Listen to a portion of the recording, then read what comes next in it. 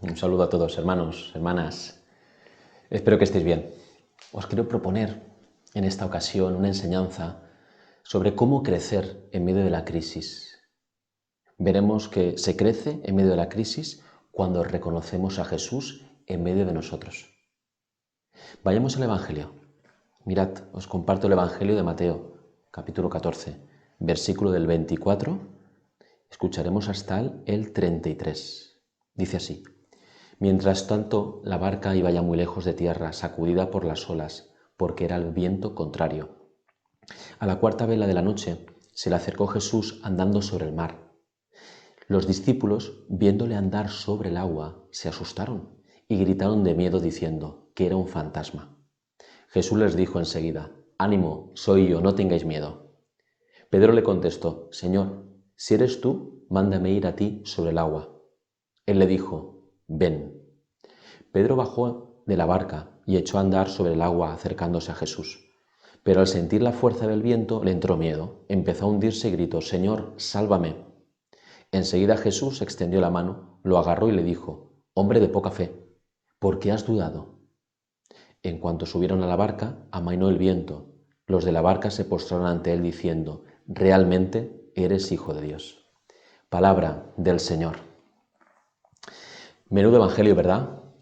Describe un momento pues, de crisis, un momento de temor, de incertidumbre, la de los apóstoles con Jesús, como también estamos viviendo estos momentos de incertidumbre.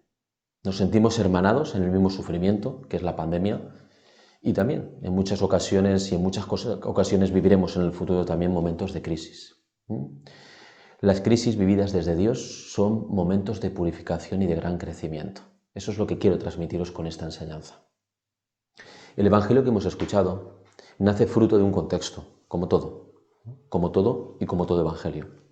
Mateo escribe a una comunidad que vive la crisis propia de haber perdido la frescura de los inicios.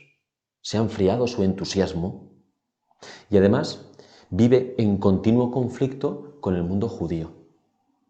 Todo eso hace que se pueda preguntar el evangelista, que puedan cuestionarse la propia comunidad: ¿se hundirá nuestra fe en medio de esta circunstancia? Oye, ¿se hundirá? Y ahora te pregunto yo a ti, ¿se hundirá nuestra fe en medio de la pandemia?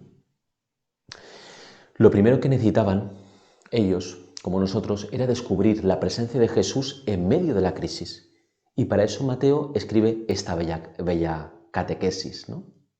Para intentar ayudar a los seguidores de Jesús a reafirmar su fe sin dejarse llevar por las dificultades. Mirad cómo, con lujo de detalles, el evangelista describe cómo están los discípulos. Están solos en una barca. Jesús los despidió antes para estar él solo rezando, ¿no? Ellos están solos, están por la noche, están lejos de la orilla. Noche, oscuridad, incertidumbre, lejos de la orilla, lejos de la seguridad de donde uno toca pie, donde uno pueda sentarse, ¿no? Además, la barca está sacudida por las olas, ¿no? El viento contrario. Bueno, pues es toda una simbología. Y en medio de todo ello aparece Jesús, andando sobre el agua. Jesús se acerca a ellos. Es que tiene unas resonancias hoy con tanta fuerza, ¿verdad?, por lo que estamos viviendo. ¿Cuál es la reacción de los discípulos? Miedo. Se asustan ante Jesús. Creen ver un fantasma. ¿Y qué hacen? Gritan. ¿Y Jesús qué hace? Jesús se acerca a ellos, andando sobre el agua. El agua, acordaos, en el mundo judío significa lo caótico, lo que no se acaba de comprender, el mal tiene también ese simbolismo, y él va sobre todo ello, camina sobre ello, y les dice: «Ánimo, soy yo, no tengáis miedo». ¡Qué palabras, eh! «Ánimo, soy yo, no tengáis miedo». Esas tres palabras que pronuncia Jesús: ánimo, ánimo, que viene de ánima, ánimo, son palabras que nos alientan. Soy yo, el soy yo para el judío, acordaos, es la definición de Dios, la manifestación de Dios. No tengáis miedo. Será siempre el grito de Jesús, el resucitado. El resucitado se aparecerá a los suyos, diciendo siempre, no tengáis miedo, no tengáis miedo.